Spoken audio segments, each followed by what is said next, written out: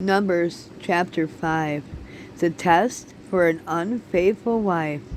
The Lord said to Moses, "Speak to the Israelites and say to them, if a man's wife goes astray and is unfaithful to him, so that another man has sexual relations with her, and this is hidden from her husband, and her impurity is undetected, since there is no witnesses against her, and she has not been caught in the act.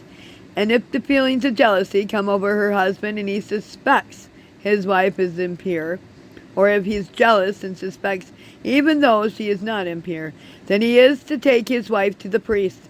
He must also take an offering of a tenth of an ephah or barley flour on her behalf.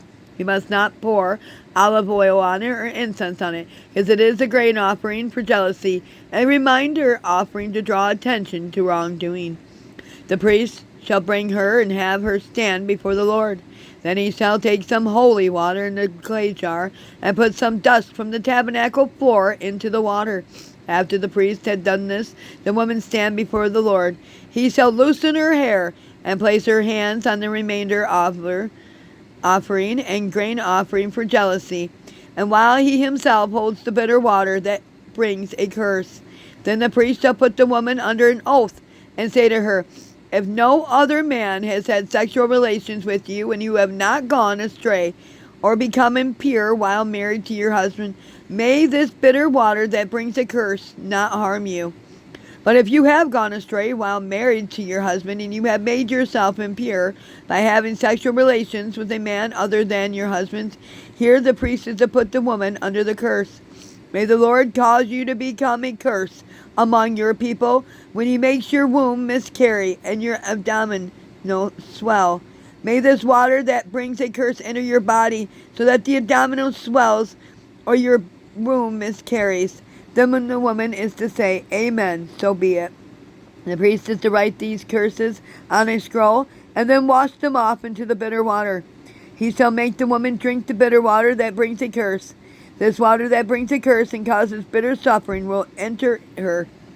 The priest is to take from her hands the grain offering for jealousy, wave it before the Lord, and bring it to the altar. The priest is then to take a handful of the grain offering as a memorial offering and burn it on the altar. After that, he is to have the woman drink the water, and if she has made herself impure and has been unfaithful to her husband, this will be the result. When she made to drink the water that brings a curse and causes bitter suffering, it will enter her abdomen. It will swell, and her womb will miscarry.